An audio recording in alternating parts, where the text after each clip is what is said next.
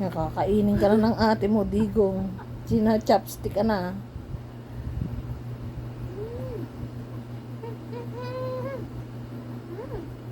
Ano kaya pwedeng luto gawin kay Digong? Ha? Patay ka, lulutuin ka na. Oo.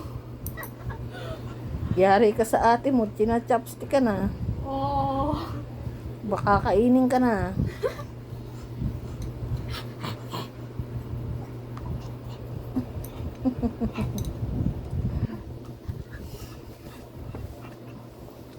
Oh, ano kaya pwede paluto?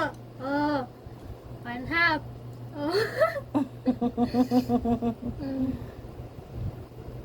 Lutuin na, Ayaw mo? lutuin na. Ayaw daw. Lutuin na yung batang yan. Ayaw mo? Ha?